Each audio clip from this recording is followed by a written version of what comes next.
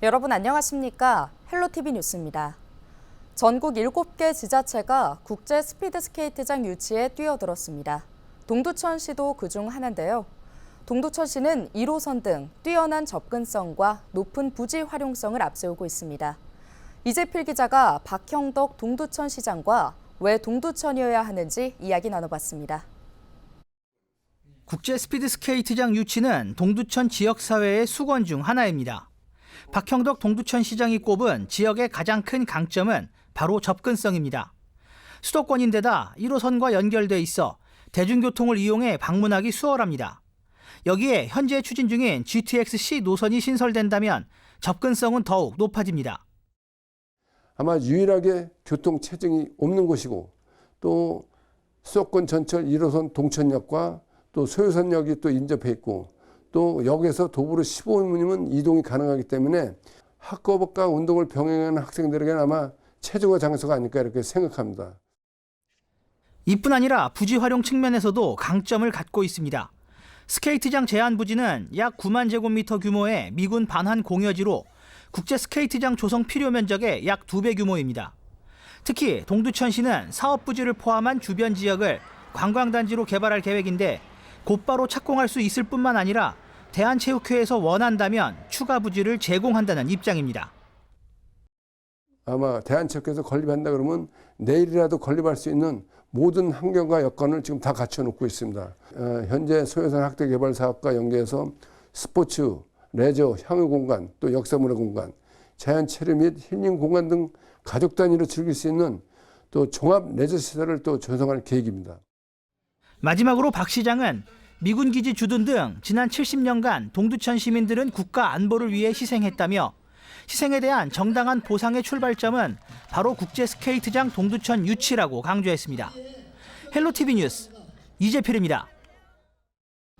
포천시와 국민의힘이 지난 20일 지역 발전 방안을 논의하기 위한 당정협의회를 진행했습니다.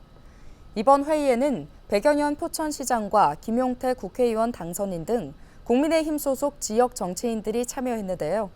시는 기회발전특구 유치와 한탄강 관광단지 조성, 소홀역세권 개발 사업 등 지역 주요 사업의 원활한 진행을 위해 예산 확보에 적극 나서줄 것을 요청했습니다.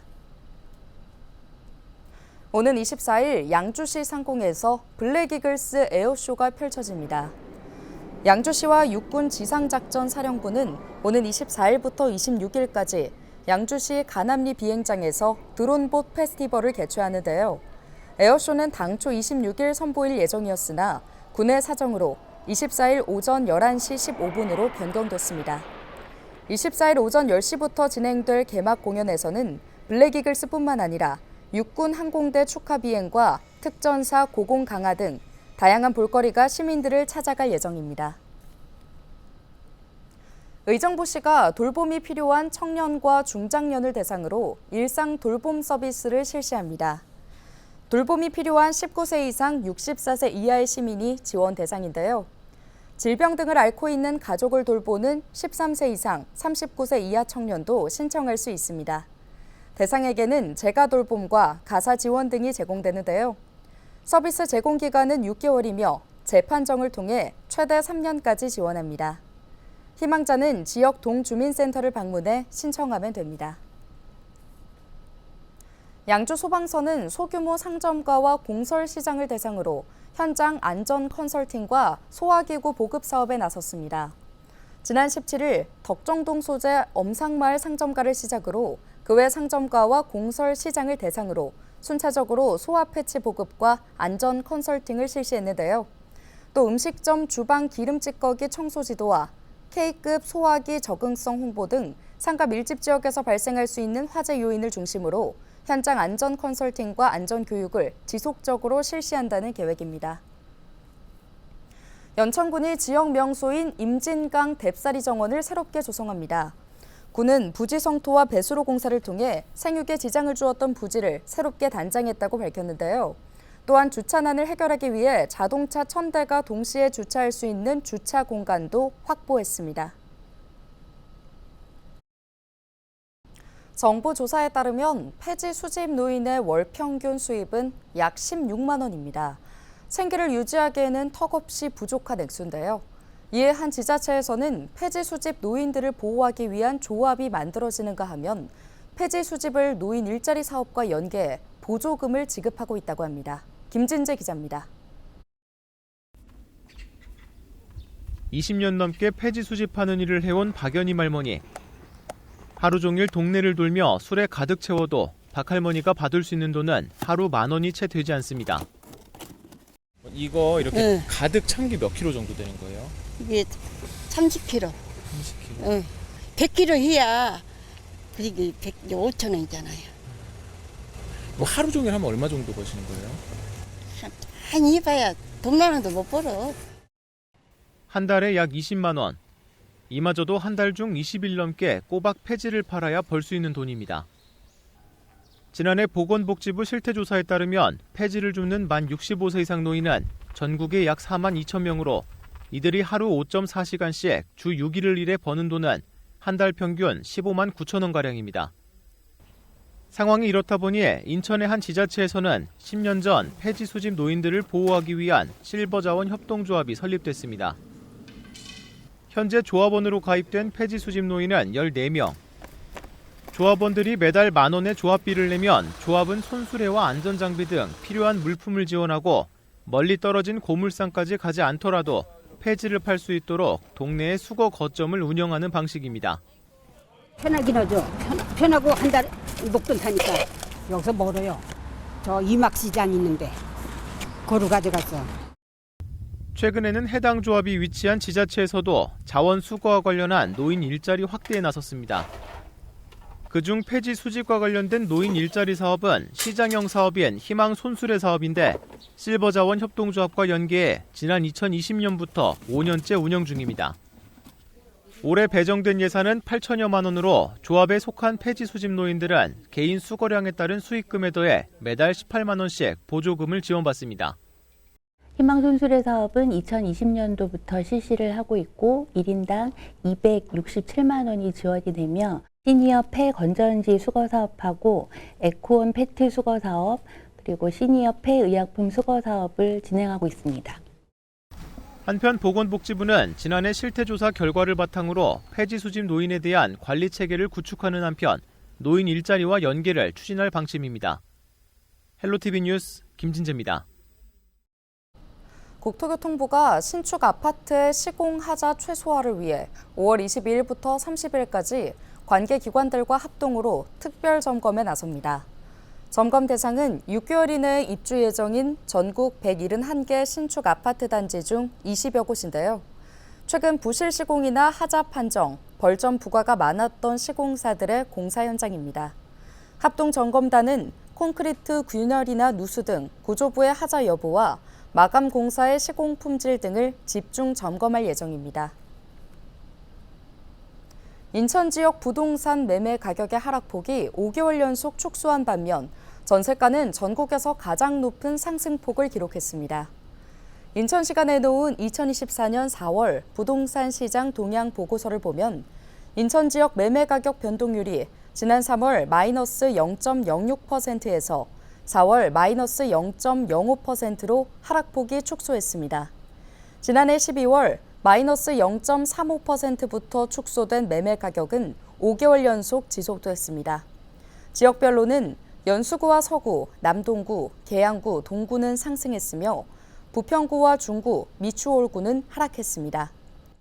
전세 가격 변동률은 0.3%로 4월에도 전국에서 가장 높은 상승폭을 보였습니다. 지역별로는 연수구가 0.69%로 가장 높았고 남동구 0.47%, 부평 계양구 0.37%, 서구 0.17%, 동구 0.12%, 미추홀구 0.11% 등입니다. 지가 변동률은 2월 0.14%에서 3월 0.156%로 상승폭이 확대됐으며 연수구와 서구는 인천 평균을 상회했습니다. 청약 당첨 시 2% 금리로 대출이 가능한 청년주택 드림 청약통장의 가입자 수가 출시 3개월 만에 100만 명을 넘어섰습니다. 국토교통부는 지난해 11월 청년층이 1년간 저축에 가입하면 2%대 구입자금 대출을 생애 3단계에 걸쳐 지원하는 청년 내 집 마련 123 정책을 발표하고 올해 2월 청년 주택드림 청약통장을 출시한 바 있는데요. 5월 16일까지 105만 명이 가입한 것으로 나타났습니다. 청년 주택드림 청약통장은 기존 청년 우대형 청약저축과는 달리 본인만 무주택이면 가입할 수 있고 현역 장병 가입도 허용했습니다. 이와 함께 소득 요건도 3,600만 원에서 5천만 원으로 상향했습니다. 경기도 특별사법경찰단이 도내 산지를 현장 단속한 결과 산지관리법 위반 행위 27건을 적발했다고 밝혔습니다. 이들이 훼손한 임야 면적은 약 17,000제곱미터로 축구장 면적의 약 2.4배 규모였는데요. 주요 적발 사례를 살펴보면 A씨는 의왕시의 한 임야를 허가 없이 개인 주차장으로 사용했고 B씨는 군포시의 한 임야에 허가 없이 농장 진입도로를 설치했습니다. 도특사경은 적발된 불법 행위는 관할 지자체에 행정처분을 요청하고 검찰에 송치하는 등 엄정히 조치할 방침이라고 설명했습니다. 서울시가 해외 온라인 플랫폼 제품에 대한 안전성 검사를 강화합니다. 서울시는 그동안 어린이용 제품에 대한 유해성 검사를 실시했지만 앞으로는 식품 용기와 위생용품으로 안전성 검사를 확대할 예정인데요. 또 유해성이 확인된 제품은 해당 플랫폼사의 판매 중지를 요청해 시민들의 건강과 안전을 위협하는 해외 직구 상품의 접근을 차단하기로 했습니다. 해외 온라인 플랫폼으로 인한 소비자 피해는 서울시 전자상거래센터 한라인이나 120 다산 콜센터로 전화 상담하면 됩니다. 인천시가 인천 상륙작전일을 국가기념일로 지정할 것을 정부에 건의하기로 했습니다. 시는 지난 20일 올해 제74주년 인천 상륙작전 기념행사 추진사항 보고회를 열고 행사 준비 상황을 점검했는데요. 이날 보고회에서 시는 기념행사 범시민 추진협의회가 시에 전달한 국가기념일 지정 건의문을 관계부처에 제출하기로 결정했습니다. 건의문에는 인천 상륙작전일인 9월 15일이 국가기념일로 지정되면 국군과 연합군이 함께했다는 점에서 세계인이 함께하는 자유와 평화, 수호의 날로 기념할 수 있을 것이라는 내용이 담겨 있습니다. 1950년 9월 15일 크로마이트 작전으로 단행된 인천 상륙작전은 한국과 미국, 영국 등 8개국 216척의 함정이 투입돼 2차 세계대전 이후 최대 규모의 상륙작전으로 기록됐습니다.